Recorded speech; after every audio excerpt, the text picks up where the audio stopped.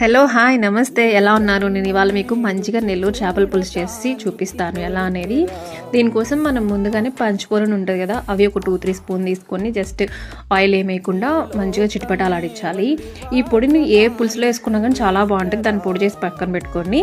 So ఇదేమంటే తర్వాత oil, సర్సా oil అంటాం కదా, ఆ ఆయిల్ వేసేసి పంచకూరను 1 స్పూన్ వేయండి.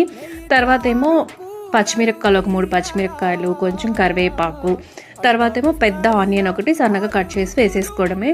ఇవన్నీ బాగా ఫ్రై అవ్వాలి. ఉప్పు పసుపు వేసి కొంచెం బాగా ఫ్రై చేసేసుకుందాము.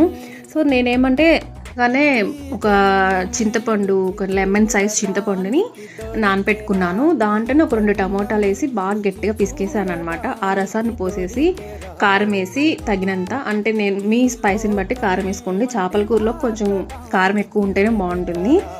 సో తర్వాత పులుసు కొంచెం మరీ వాటర్ కాకుండా కొంచెం చిక్కబడిన తర్వాత మనం ముందుగానే క్లీన్ చేసి పెట్టుకున్న ఫిష్ పీసెస్ అన్ని వేసేయాలి. వన్స్ ఫిషెస్ వేసిన తర్వాత గెంటి పెట్టి కదిలించొద్దు, ఇలా సైడ్స్ ఇలా పట్టుకొని కదిలియాలి. సో దించే ఒక 5 మినిట్స్ ముందు మనం ముందుగానే వేయించి పెట్టుకున్నాం కదా పంచకూరన్, ఆ పొడి చల్లేసి కొద్దిగా కొత్తిమీర చల్లేసామంటే చాలు. ఈ టైంలో మీ దగ్గర పచ్చిమామిడికాయ ఉంది అని అనుకుంటే ఒక 5 మినిట్స్ ముందే మనము పచ్చిమామిడికాయ వేసుకుంటే చాలా బాగుంటుంది. నా దగ్గర లేదు, సో ఇలా. సో ఇప్పటి వరకు వీడియో అయితే చూసారు కదా. So thanks for watching. అలానే ఒక లైక్ ఇచ్చేసి ఫాలో కొట్టేయచ్చు కదా.